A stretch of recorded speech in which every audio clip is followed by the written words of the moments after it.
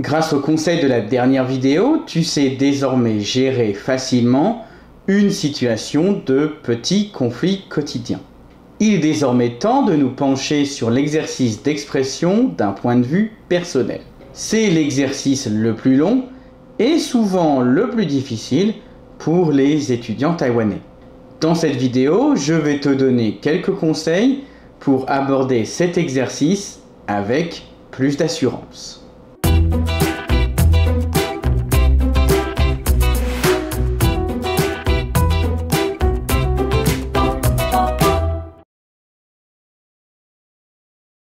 En général, l'exercice dure entre 8 et 10 minutes. Le sujet est celui que tu as tiré au sort à ton arrivée au centre d'examen.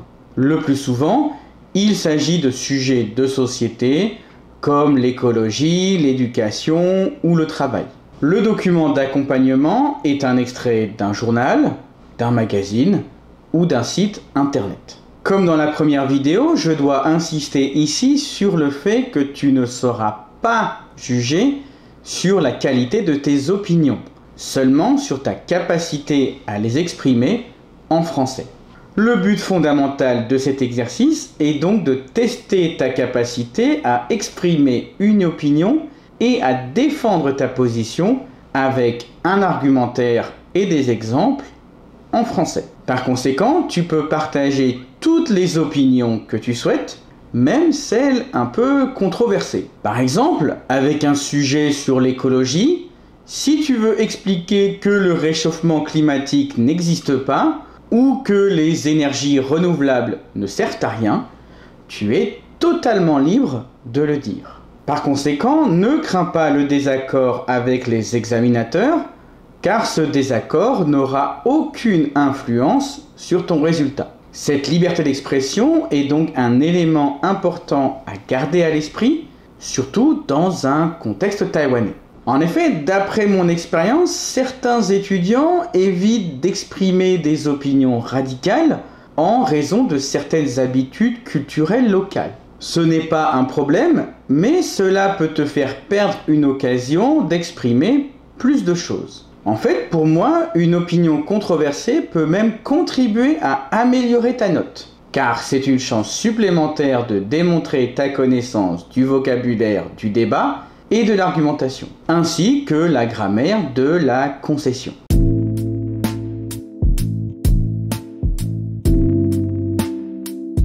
À propos de la préparation, il faut bien séparer deux choses, la préparation interne et la préparation externe. Cette dernière se rapporte à tout ce qui ne concerne pas l'exercice en lui-même. Ici, tu dois réfléchir sur différents thèmes pouvant constituer des sujets d'examen. Et là, il faut que je dise des choses assez directes. Un des soucis majeurs de nombreux jeunes étudiants taïwanais est le manque de réflexion sur des sujets de société, même dans leur langue maternelle. Or, si tu ne penses rien en chinois, tu n'auras rien à exprimer en français. Il te faut donc lire des articles de presse, écouter des podcasts, regarder des vidéos YouTube en chinois ou alors discuter avec tes amis ou ta famille. Ta vie quotidienne peut aussi être mise à contribution. En bref, tout ce qui peut alimenter ta réflexion est bon à prendre. Dans un deuxième temps, tu dois essayer de trouver une manière d'exprimer cette pensée dans un français adapté à ton niveau. Si certaines idées sont trop complexes, ce n'est pas grave. Essaie de les exprimer de manière simple en gardant les éléments principaux. Durant ce processus, tu seras obligé de réviser certaines grammaires et surtout d'acquérir le vocabulaire approprié. Pour être plus concret, prenons un exemple. Imagine qu'un ami francophone veuille discuter des raisons des bas salaires à Taïwan. Tu peux d'abord nourrir tes réflexions d'articles de médias taïwanais, puis essayer de chercher les mots qui te manquent afin d'écrire un message pour exprimer ton opinion. Ah, ok, les bas salaires ne constituent peut-être pas un sujet d'examen, mais travailler sur ce thème permet de s'intéresser aux questions du travail, du salaire, du coût de la vie, de l'économie, etc. Et ce sont des sujets qui peuvent faire partie de l'examen. Mais alors, quels sont les thèmes auxquels tu peux être confronté ? C'est en fait assez divers et peut concerner autant les études, les langues, la vie sociale, la vie professionnelle, la vie scolaire, la vie familiale, la technologie, la consommation, les voyages, la santé et la nourriture, l'environnement et enfin les transports. Par ailleurs, l'ensemble de mes partages sur les réseaux sociaux ou d'autres articles dans la presse francophone peuvent être des occasions pour pratiquer un petit peu, notamment en écrivant des commentaires. Idem, tenir un petit journal intime en français peut également être une façon de pratiquer sa grammaire et toucher du vocabulaire plus personnel et quotidien. Pour ceux qui cherchent un aspect plus interactif, l'option ChatGPT est envisageable. Elle n'est pas parfaite, mais elle peut offrir une solution de remplacement utile.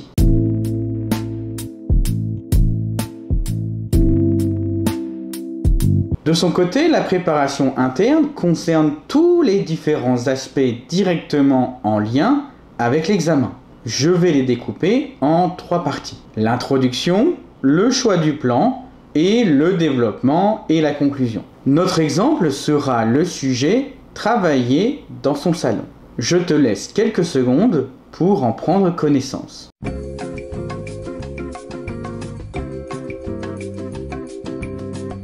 Pour ce qui est de l'introduction, d'abord, il est important de présenter le texte. Cela peut paraître évident, mais de nombreux candidats ne le font pas. Dans une situation réelle, cela ressemble à la présentation d'un article ou d'une vidéo pour ensuite en discuter avec un ami. Donc, imagine que l'examinateur n'a pas lu le texte. Par ailleurs, il est nécessaire de distinguer la présentation de la forme et du contenu. La forme, elle, comprend le type de texte, l'origine, le titre, l'auteur ou l'autrice et la date de publication. Pour présenter ces informations, tu peux utiliser des phrases telles que « Cet article se nomme »,« Son auteur est »,« Il a été écrit par » ou « L'article a été publié dans le journal X » ou sur le site internet Y le. Encore une fois, mélanger plusieurs informations en une seule phrase rend ta présentation plus vivante. Si certaines informations sont manquantes, ce n'est pas grave, présente ce qui est disponible. Dans le cas de travailler dans son salon, nous n'avons que 2 informations. Le type de texte, un article, et son origine, le site internet nicematin.fr. Donc, nous pouvons introduire comme ceci. Ce document est un article qui s'intitule « Travailler dans son salon ». Il a été publié sur le site internet nicematin.fr. Dans un deuxième temps, il ne faut pas oublier de présenter le contenu du texte, et ce, en maximum 2 ou 3 phrases, car il ne faut pas perdre de temps pour le développement. Mais présenter ne signifie pas répéter le texte, c'est le résumé. Pour cela, tu peux te demander quelles sont les idées importantes du texte. Pour le sujet « Travailler dans son salon », on note les phrases « Le télétravail permet de mieux concilier vie de famille et travail. La proportion de télétravailleurs parmi les salariés n'atteint que 7%. Certaines personnes y renoncent au bout de quelques mois car la vie de l'entreprise leur manque. Et enfin, le télétravail est réservé à certains types de postes. Dès lors, on peut classer ces phrases en 2 catégories. Avantages et inconvénients du télétravail et difficultés du télétravail. Ton résumé doit inclure ces 2 catégories. Elles peuvent être introduites par des phrases telles que « Le document aborde le thème de »,« Le texte discute de » ou « L'auteur explique que ». Ainsi, pour notre exemple, cela peut être « Le document discute des avantages et des inconvénients du télétravail, notamment pour la vie de famille ». Selon l'auteur, ce type de travail peut présenter certains défis. Pour pouvoir finir notre introduction et commencer notre exposé, il y a 2 derniers éléments à prendre en compte, la problématique et l'annonce du plan.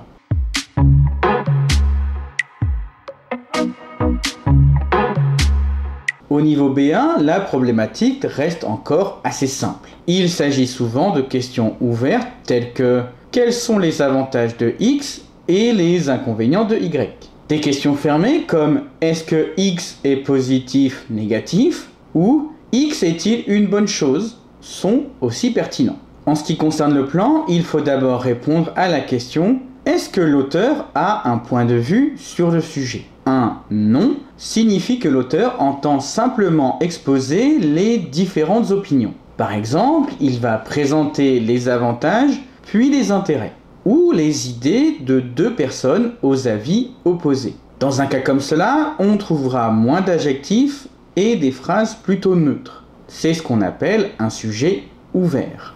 De l'autre côté, répondre oui, c'est considérer que l'auteur veut seulement exprimer un avis personnel ou alors qu'il ne traite qu'une partie de la question. Ici, les adjectifs et des expressions comme je pense que ou à mon avis sont plus fréquents. Ça s'appelle un sujet fermé.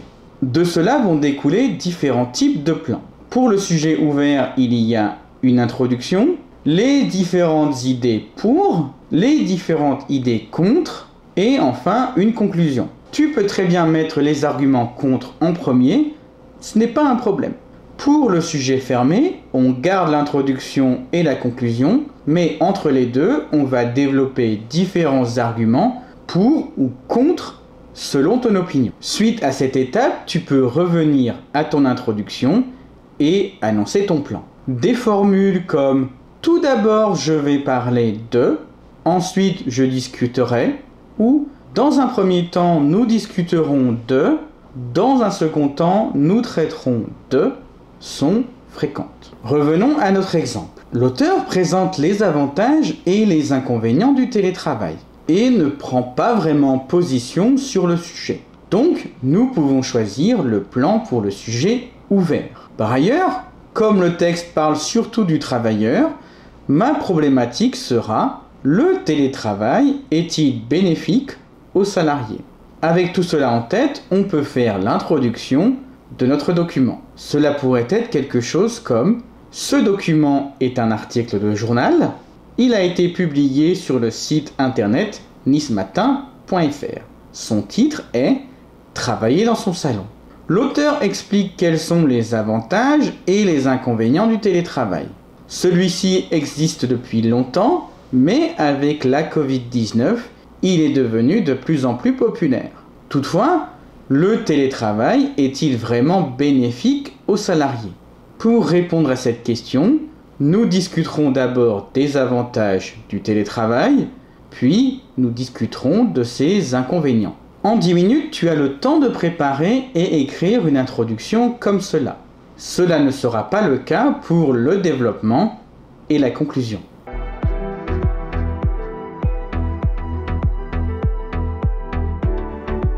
Pour ce qui est du développement, que tu aies choisi le premier ou le second type de plan, un élément reste commun aux deux. Idéalement, chaque argument doit être suivi d'un exemple. Je dis idéalement car c'est souvent difficile et tu n'as pas beaucoup de temps pour en trouver. Dans tous les cas, ces exemples peuvent provenir de ta vie personnelle ou d'une lecture. Ils peuvent venir de France, de Taïwan ou de n'importe où. Encore une fois, tu es totalement libre de présenter les arguments que tu veux tant que tu utilises un bon français. Dans le cas du sujet travailler dans son salon, tu peux expliquer que le télétravail possède plusieurs avantages, notamment faire des économies sur les frais de transport, polluer moins, dormir plus et offrir des meilleures conditions de travail pour les personnes timides ou introverties. Mais les inconvénients sont également nombreux. Il est impossible de discuter avec les collègues, la séparation vie personnelle et vie professionnelle est plus difficile, c'est une méthode de travail différente qui peut gêner certaines personnes. Et enfin, il y a une dépendance assez forte à la technologie. Au cours du développement, il ne faut pas oublier de relier les différentes idées par des petits mots de liaison comme par ailleurs, toutefois ou de plus. Les conclusions, elles, sont un petit peu différentes. Dans le cas d'un sujet ouvert, La conclusion est le moment où il faut donner ton opinion personnelle. Là, on va utiliser des formulations telles que « selon moi »,« à mon avis » ou « mon point de vue est que ». De son côté, la conclusion d'un sujet fermé est le résumé rapide de tes principaux arguments. Dans ce cas, des phrases comme « c'est vraiment une excellente chose parce que cela » ou « du fait de X, Y et Z, je suis contre cette chose ». Comme dit précédemment, tu n'auras pas le temps d'écrire de belles phrases pour présenter tes arguments. Alors, comment faire? Sur ton brouillon, tu peux écrire les informations importantes pour l'introduction, ton plan avec les idées principales et les exemples, et l'idée importante de ta conclusion. Encore une fois, tes connaissances personnelles sont cruciales, car sans elles, tu perdras plus de temps pour chercher des idées et des exemples.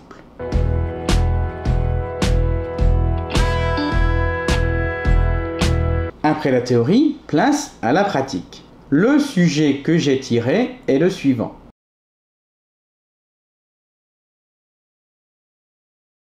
Voici ma présentation.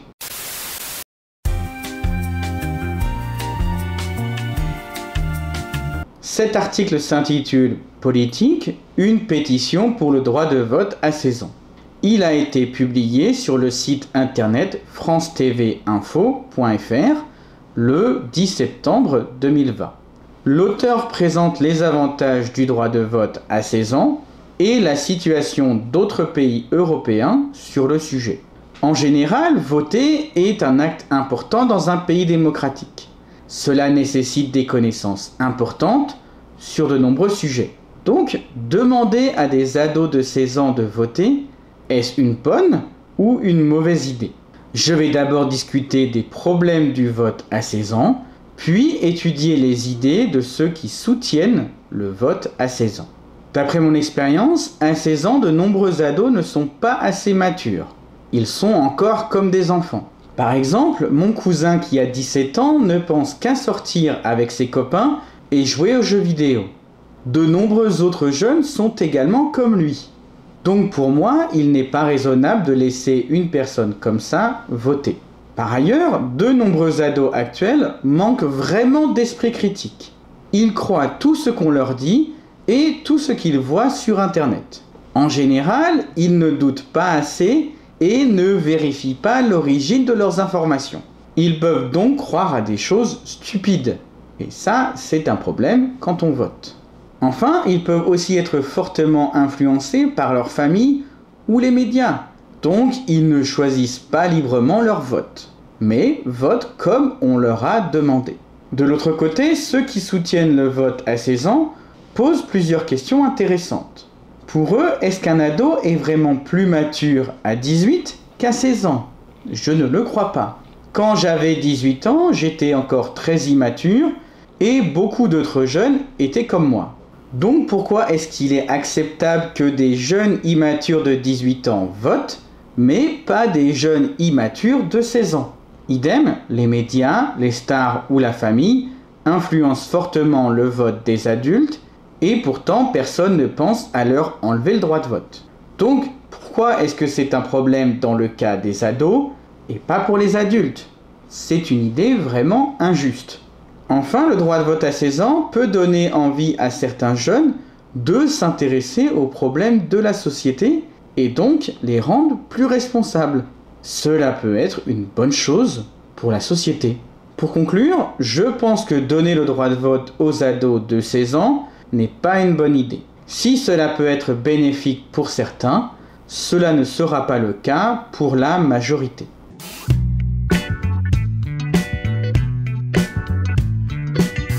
Pour conclure cette dernière vidéo et cette série, rappelons les principales idées générales pour l'exercice d'expression d'une opinion personnelle de l'examen oral du DELF B1. Avant l'examen, essaie d'obtenir plus d'informations sur des sujets de société. Pense d'abord en chinois, puis vois comment tu peux expliquer ça en français. Présente l'article et son contenu en 3 phrases maximum. Choisis une problématique simple, puis annonce ton plan.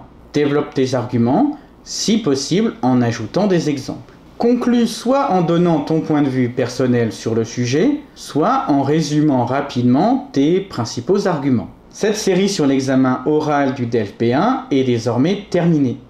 Merci de l'avoir regardé et bon courage pour ton examen. On se retrouve très vite pour d'autres vidéos de conseils sur le DELF. En attendant, je te souhaite une bonne journée et à bientôt. Donne-moi ta main et prends la mienne.